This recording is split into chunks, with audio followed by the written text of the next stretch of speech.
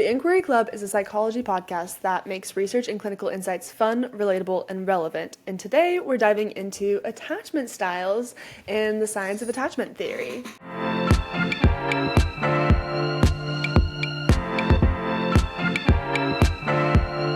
I guess to get started, Christina, have you talked a lot about attachment styles, or want to gauge your thoughts? Yes. I'm kind of coming in, I've thought two ways. I wrote down my reasons of skepticism.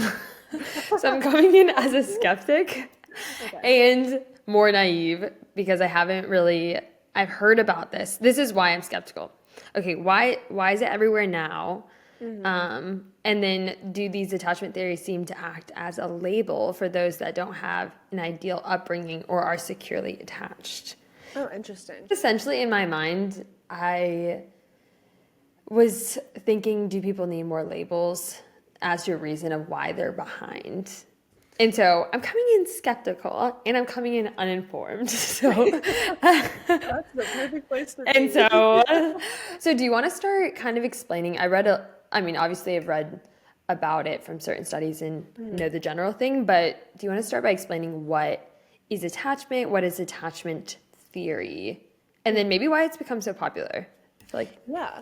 Well, to start, I really do think that there is kind of an epidemic of people loving the self-label, loving just with the access to information in the space. And we always talk about the rise of therapist speak almost. Yes, the linguistics are just so much more popular, I feel like, than they ever have been. Yeah, and totally. People do love to self-label or love to explain things and potentially justify or rationalize behaviors with labels. I just feel like that's a thing in culture now, that's probably really popularizing it and all that. But it's really interesting because it does come from the Strange experiment, which happened in the 1900s. And from what I understand, more so than any kind of personality test, it is science. It is psychiatry. It is very validated studies throughout the years, which I think makes it really interesting. But it is just funny thinking about how that goes in hand with some of the more fluid personality tests or self-awareness things. But I always love to explain it in the way of, it starts with the Strange experiment is what they call it, because they say that your attachment style is fully formed within the first 9 to 18 months of your life, and they're plastic but malleable, so you can't unconsciously change them, but you can put in work to change them. Okay. So someone who's unaware of their attachment style or has had previously insecure relationships probably still has the same attachment style that they did when they were a baby, which makes total sense. But essentially the experiment goes that these moms bring their 9 to 18 month old into this room and wait for them to start playing with the toys in the room. Yes, and then depending on how the baby reacts, you can tell their attachment style. So anxious babies will start playing with the toys, and then when their mom leaves the room, they'll freak out, and then the mom comes back, and then the babies aren't able to calm down even upon the mom coming back. And then secure babies are notice that the mom leaves, freak out, and then when the mom comes back, they're able to calm down and realize that everything's okay and all that stuff. Yeah. And then the one that's so interesting is that the avoidant babies pretend they never even saw their mom leave, and then pretend they never saw their mom come back, which is think about a 9-month-old processing that information that way, because they've been able to test them and see that the amygdalas light up in the same ways no matter what, no matter your attachment style. The babies all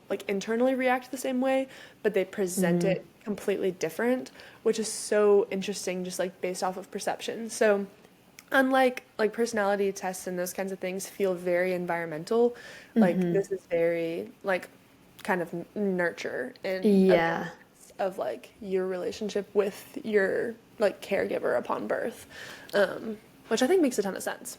Yeah, I think that does make sense. What I did find interesting, or at least maybe comforting, was that it was really more an observation and a reflection of what was already happening. It was not a labeling of almost just trying to categorize certain things. They were trying to understand the different reactions they were witnessing. But now, so kind of in terms of what that looks like for then does the book explain kind of why certain people form certain attachment styles? Because I guess in my mind, it almost feels like sad or debilitating. Maybe, I guess in many things in life, like you don't choose, your family or you don't choose the Yeah. socioeconomic class that you're in or all these different things. So what were some of the things that denote like having secure, anxious, Yeah. avoidant? Well, one thing that I find super interesting, because the book does like categorize and go through it, is like to think about like I don't know, you do feel maybe like some people are potentially a little bit behind in their like relational pursuits because they Yeah. aren't secure, or maybe they could be further along because they Yeah. are secure, but it almost just like seems to span outside of like socioeconomic class. Like it's truly like how you connect to like those caregivers early on in your life. And like I always think about one of my like really close friends has the best family in the entire world, like is truly so incredible, but she was put in like daycare at an early age, Yeah. and she's the most avoiding girl I've ever met in my life. Oh, But like she interesting. truly like has had incredible relationships and Yeah. like is very cool girl and very detached from a lot of things. And I was always envious of that because like we'll talk about later, like it's kind Yeah. of the, it's a cool vibe to be avoidant. Like it seems Yeah. almost desirable. Super nonchalant. Super Can't be, nonchalant, yeah. detached, like things don't get to you quite as much. But Yeah. it's so interesting to think about like this family that did every single thing right, like socially affluent, like incredible family, still raised someone with an avoidant attachment style. But it is so interesting that like with the awareness of that, you can like set yourself up for success to become secure. And also that like there are a couple different dynamics within the attachment styles, like anxious and avoidant have a really difficult time in relationships, even though a lot of times they're very drawn to each other. Okay. But like you can like an avoidant can have a totally like normal and great and like incredible relationship with someone Yeah. who's secure, and two Yeah. secure people can have an incredible relationship, and an anxious and a secure person can have an incredible relationship, and just all those things that like there are some dynamics that don't work out, but there are a ton of dynamics in that like you could probably live your entire life and like never cross paths with this attachment theory and like have an extremely fulfilling life. It is just one of Yeah. those things that it's like we live in a culture in this day and age that the information is available, so it's kind of Yeah. Why interesting not? Does to it talk about, oh, sorry, I didn't mean to cut you off. But does it talk about the percentages of people that they would say are secure or it's totally fine. We can look it up in the fact check if not. I'm yeah. just curious um, what percentage of maybe like people's in their 20s and 30s Yeah, would we should be look it up. categorized, self-identify as secure, anxious, avoidant, Yeah, and I any don't other fall. remember honestly what it is. We should look that up. But I do remember from the study that there's a fourth one. It's called disorganized. And Yes. that's one that like only 2% of the population is. So that number's In so my mind, immediately I thought I resonated with that. I was yeah. like, is that me? I don't even know. Oh, Is that no. speaking just to like my room? But And somewhere. yeah. um, That's do you scary. want to go through and kind of describe what they are and then what would be like characteristics or almost things people can see in themselves that Yeah. would indicate? Yeah, of course. I'm starting with anxious. I feel like everyone has a friend who, like, when they talk about their relationships, you think like, oh wow, you maybe worry about that more than I would. And Yeah. it's interesting to read this book and realize that that's like truly just how some people attach in those scenarios. Yeah. And it's not like I don't know, anything truly subjective, but an anxious Yeah. person is more likely to like internet stalk and like Okay. try to see old relationships Okay. or to like check location or to like sense your partner's mood is off and let it Okay. affect your day. Like an Okay. anxious person is kind of falling into I don't know those. why I'm grinning. I'm not resonating with these, but I'm like grinning way too hard. You're like, oh, not I like, think I'm thinking of people I know that probably would resonate with that. So, it's so interesting. I which know. is super wrong of me to be projecting, but Like, dang. look inward, look inward. Okay, that's a good word. But it was so interesting to think about that because I feel like we'll talk about like our own types in a second, but whenever I've had friends who like attach really easily to romantic partners, I've always been like, you're crazy. How does that happen? What? All those things like that. But then like reading about it and reading that they are very in tune with things, and is an Yeah. anxious style incredible? No, but also they make very attentive partners and like are very sensitive and can do incredible in relationships even without working towards secure, and maybe in a relationship with a secure person can present more secure. Yeah. But then Where just like a secure person helps bring out security in yeah, that bring out person. security Yeah. in that, yeah. And so the secure person is obviously gonna fall much more in the middle of those things. They can go on a first date with someone and not feel the need to internet stalk them. They Yeah. can have an off interaction with someone and know that they didn't do anything wrong, and so that person just must be having a bad day. Like Yeah, they totally. can, like I even think about it in terms of work settings I've talked about with friends of like they can say their piece and then be done and feel they Yes. communicated everything that they need to. Not that Yes. they like needed to either get the last word or that they needed to say the least amount. They can communicate what they mean to and know that they had the best intentions at heart, and that's the Yeah. story. And then on the flip side, it's so interesting. The avoidant person is the one who can have an interaction with someone who is mad at them about something and not perceive it that way at all. They'll be the one Okay. who find power in leaving messages for days on end without responding to them. And they're Okay. the ones who will date someone for 6 months and not let them follow them on Instagram. And it's Okay. so interesting. Whoa, is that an example that was used? Yeah, in the book. Oh, shoot.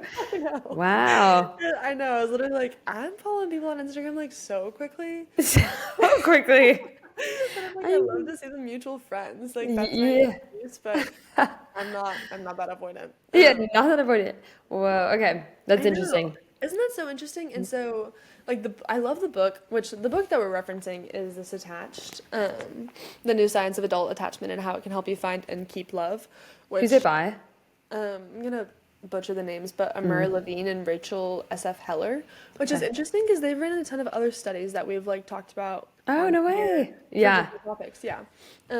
So big fan of their work. Okay, so can I give you certain scenarios and then we can talk about like maybe what the different attachment styles would Would be in look like. those. Yeah, would be in certain scenarios. And I really want to understand the crossover between romantic relationships versus the everyday, because the book also talks a lot about having an activated attachment style and how some people like present really secure, and then there can be specific things that trigger a different attachment style, and Oh, it okay. brings out like a very different side of them. And it talks about this woman who like was a psychology like fellow, maybe research candidate, and like seems super secure, like so smart, like very intellectual Course, girl, yeah, dream.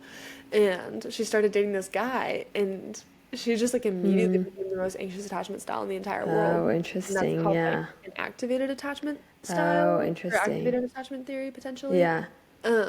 That she fell into like a lot of habits, but it was something like about him that brought out that in her that she Oh, hadn't seen in interesting. previous relationships. And the story is hysterical because she ended up being right and he was cheating on her, and Uh-huh. yeah. Well, that's probably even worse because it just probably perpetuates that kind of Oh, even worse, yeah. in I think further relationships, but yeah, if I'm or remembering maybe he's just a correctly, bad guy. I know. That's the mystery. It's like, wait, Because in my mind, I'm like, in any relationship, if someone's a bad person. person, yeah, just me. Yeah. Yeah. I mean, Summer kept referencing Our future our mates. future husbands as our future mates. So, So so that's what her we're mate. at. Yeah, so that's where we're at. Her previous mate. No, it was like it was a very intense story of like how she took it though. I think that she ended up creating Yeah, a wait, go few. into the story a little bit. Like, tell it. She like very secure attachment style, starts dating this guy, things are going great. He starts acting more aloof. It triggers her activated attachment system, and she creates these online personas trying to catch him in a lie basically. And Okay. he was cheating on her and was engaging with like her online personas and basically cheating with her, essentially. Ooh, He was super avoidant, I guess, and so would go okay. the days without speaking to her. But then things were great when they were together. So like it's one of those classic like, wow, this doesn't make any sense. But someone Yeah. like whose attachment system isn't activated by that would Mm. be able to recognize like this is not healthy for me. I think that that's Mm-hmm. kind of like a big difference is that a Mm-hmm. secure person can step back and say like this isn't healthy for me. Yeah. I need to like head out a little bit versus like an anxious attachment style is more likely to think that it's a personal representation of Mm-hmm. them and Mm. that like they did something wrong or like they're invalid and they Mm. need to prove their worth. Mm. So I think that that's like one of the huge like gaps within Yeah. the styles. Mm. And so that's like another reason of like you can heal that and you can like work like do internal work and work on being secure so that you Yeah. find yourself in those scenarios less often. But that's Yeah. also why like secure people like find themselves in very committed relationships because they kind of attract other secure people and then Mm. they stay in those relationships for a long time. So it's really like Makes sense. Yeah. honestly kind of rare that a secure person finds themselves in a toxic Yeah. environment because they are able to like kind of the quote unquote like know your worth and step back from it. Yeah. So, okay, that's interesting. Thinking about like secure people, to me, it almost sounds like they are individuals that can just think about themselves less. Like it's not as much Mm. about them. It's kind of like they're not reacting to life as if they're the main Mm-hmm. object. It's kind of Yeah. more of an ability to just go about your life and like observe whether that's Yeah. something you agree with or not. Yeah. What does it look like? Does the book talk about what it looks like to, like, if I grew up avoidant, but Mm. then now I'm secure, or transitioning from, kind of, Yeah. Like working on that. yeah, working on that? Like, what does it say kind of for each of those in terms of, I don't know, becoming secure? Like what kind of work to do or like what does that Yeah, look what like? kind of work to I do? do think that it's like a self-concept perception, kind of like what we were talking about, Yeah. of like whether that's, I don't know. The book talked a little bit about like religion or, Mm-hmm. like some kind of what have you, like fill in a synonym for that of like how to find like an intrinsic value outside of Okay, yeah. relationships. Because I do think that like avoidant That was people, gonna be my guess. That was like my yeah, hypothesis I of know.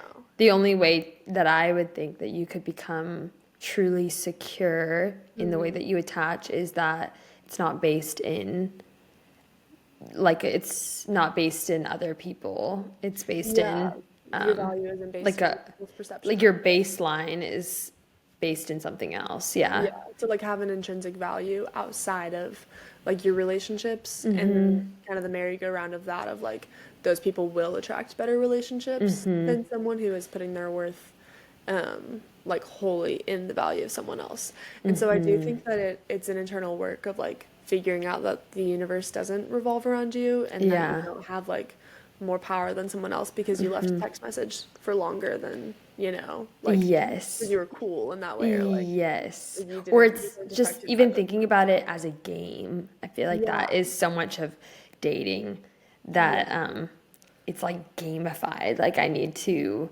win in some way when it's hmm, completely, that makes no sense in my mind. literally makes no sense and like so mean. It's It's like, so mean. And I think it says no. more about the other person's character Hmm. than just in any relationship. Yeah, If people are trying to play games with you, it just is more about someone else's character than something wrong with the yeah, any person reflection of other themselves. people. Yeah. Yeah, It's like, oh, they just revealed their character to you yeah, because they're actually insecure. So, yeah. Which is boom. so interesting, and then to like do the work to find yourself in a secure place, so Mm-hmm. you can see it and perceive it that way, Mm-hmm. as opposed to like everything being so personal. Yeah.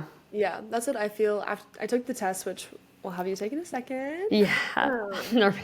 But I was like very much so secure, but I do think if I were to have like an activated attachment system, I Uh-huh. would have it like I would activate towards avoidant just based off of like previous relationships. Yeah. And so it's interesting like being in a season of singleness and like I feel like one thing that I'm trying to do is like actively challenge myself of like, okay, I'm a words of affirmation person and I know Yeah. that about myself. So like Yeah. being able to like affirm freely Mm-hmm. without like worrying if that like comes sets across me back. Yeah. fangirl. Just Yeah. about Or fangirl. Yeah, no, literally. It was that. And then I tell them, I'm like, oh my gosh, that was fun. Or like, oh my gosh, you're great. Or oh my gosh, yeah. whatever. Like, it activates in the sense of like, oh, that was literally fangirl behavior. Like, I'm so Yeah. XYZ Yeah. down. And so, like, trying to like take a step back and reframe that as that is an uplifting and kind thing to say to Oh, another human being totally. that I would like really say to a friend or a stranger instead Yeah. of trying to personally de-gamify anything to like, remove the Yes. stigma around anything while I'm in a season of singleness so that Yeah. hopefully I can relearn that attachment theory in Yeah. going forward that I And don't have attract your mate. and attract my mate, yeah. And attract my freely affirmed future mate. Yes. Well, in a previous relationship, the person that I was in the relationship with, like, they were so earnest that it almost caught me off guard. Yeah, And I just quickly realized that, like, exactly what they were saying was what they meant, or yeah. if they could respond when they did, or if they couldn't for like 5 hours, that was like exactly That's exactly how it is. that's exactly how it is. It's like they just Yeah. responded as soon as they were able to. It wasn't like they looked at their phone and then like tossed it across the room. You know, like, I'll make her wait, you know. And I So just her I'm remember, easy. yeah. Yeah. But I remember feeling so peaceful about it because I just always knew how, or they were just very earnestly affirmative. Yeah. And it was almost not off-putting because I feel like I've definitely been on dates with people that were like that, but just how consistent it was, it never wavered, that I Yeah. feel it was one of the, just the peace and the ease that they were so secure that it, and I feel like hopefully, oh my gosh, that'd be awkward if I'm not, but that I'm secure as well. But it just was the most healthy. I just Yeah. could see how it was so not a game. Yeah. And how different that experience is from like a traditional, or not traditional, but like kind of How a culturally lot of people accepted. culturally talk Yeah. about it. Yeah. Yeah. Like how it is to some Did they people or of didn't like, they? Or what they mean by that? Or if yeah, you want whatever. to, you would. It's the chase. It's the, Yes. yeah, just like Yes. all that kind of stuff versus like this, Them being you like, know, hey, I like you. third option Yeah. of like earnestly going about relationships and working on yourself to have a secure attachment style so Yeah. that you can genuinely date someone else and see if you want to spend the rest of your life with them is so completely different than playing the rules of a secret game of Yeah. how long did they take to respond? Do they still Yeah. have their internet dating profile up? You know, just like all those Yeah. random questions that kind of get in the distraction of the actual reason why people are dating, you know? Yeah, totally. Which is so interesting. Oh my gosh. Should we do this test? To go through the quiz, yeah. Yeah. I want to see. I kind of liked. We can do this after. There's like a Okay. cheat in here too that's like cracking your partner's attachment style that I think would be interesting to read through too, Oh my because you gosh. can kind of perceive it about other people, Oh shoot. even without trying Okay, to first yourself. like your guess for me, what do you think? I would guess that you are secure. I would guess that you have a very similar one to mine. Okay, yeah. I'm not Yeah, even we're gonna pretty lie. similar. Pretty similar. That's gonna be my guess that I'm secure, unhealthy. It could lean towards. I guess I'm curious what avoidant would be because I would say I'm pretty direct, but Yeah. I think my tendency is gonna go avoidant. Yeah. Like I I think can that's where I'm gonna want to go. like with relationships. Yeah. Yeah, I'd expect you to be like majority secure and then have like outliers in the Yeah. avoidant relationship, but like maybe more in avoidant. Okay. But so Freak how it. Let's go. Expose I myself. know it's so exposing. But how the quiz works is I read these statements and if they're true, you'll say like, yeah, that's true or like yeah, Okay. and then I mark down if it's true and then we add up how many things are true in each category at the end. Okay. Which And people listening do it with us. yeah, true. Write that down. I'll say if you mark down an A, B, or C, if Okay. that's like true for you. Okay. Okay, so I often worry that my partner will stop loving me. I don't think that's true. Wait, am I supposed to say a certain letter? No, I can Okay. say there. So people at home can do it. But yeah, you'll just say if it's true or not. Okay, I'll just say it I'll was say true. like if that. Yeah. Okay. We'll work. Okay, so that's not true. No, I don't think. Okay, if that's I worry true about for that. you, write down an A. I find it easy to be affectionate with my partner. That's true for me. I know why I can't compute these questions. I'm nervous. I know. I'm like, It's so hard. We had a pool day the other day, and we were going through it just with some friends, and we were all thought about the questions token for pool day. so long. Token pool day, dream. Okay, if that one was true for you, mark down B. If this next one's true for you, mark down A. I fear that once someone gets to know the real me, they won't like who I am.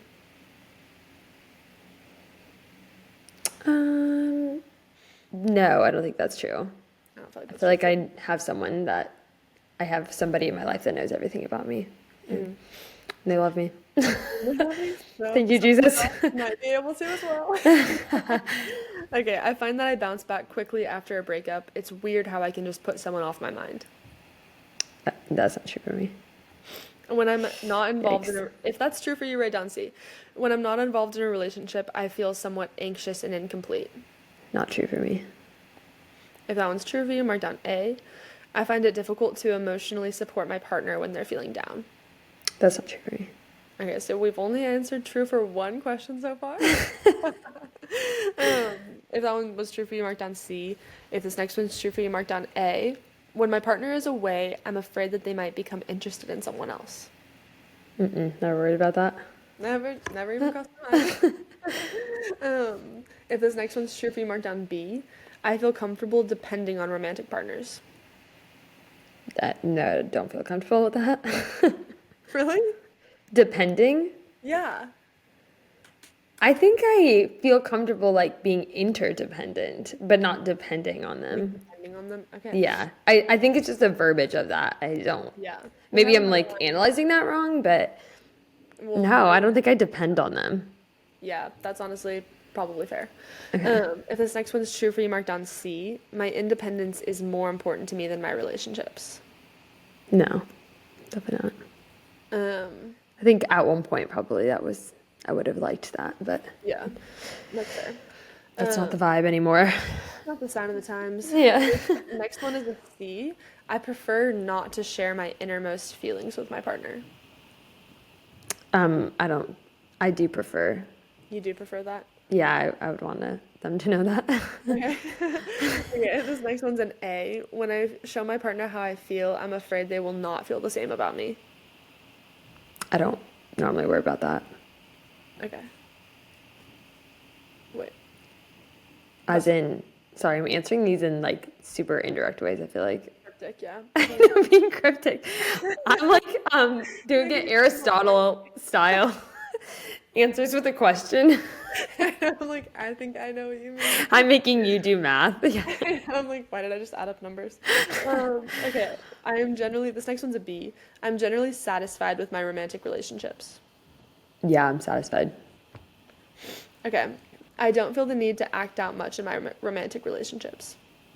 Wait, am I satisfied? What does that mean? Like when I've been in a romantic relationship? Yeah, like when you're in it, are you satisfied in it, or are you kind of like longing? Oh, no, I'm satisfied in it. Okay. I'm not even in a romantic relationship. Like, what am I even saying? Really, I was like, wow, do I answer this about my whole life, or like it's confusing? I know, yeah.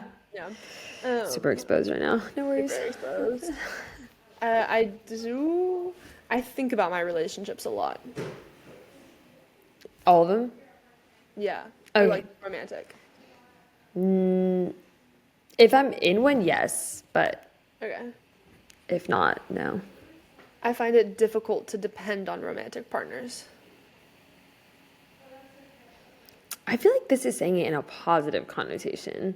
So I find now it difficult to depend.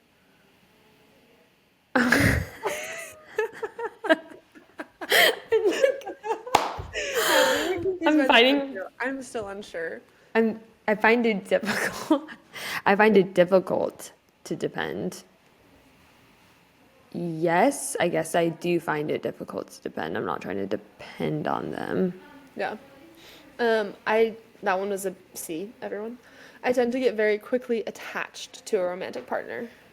No, I don't. That was an A.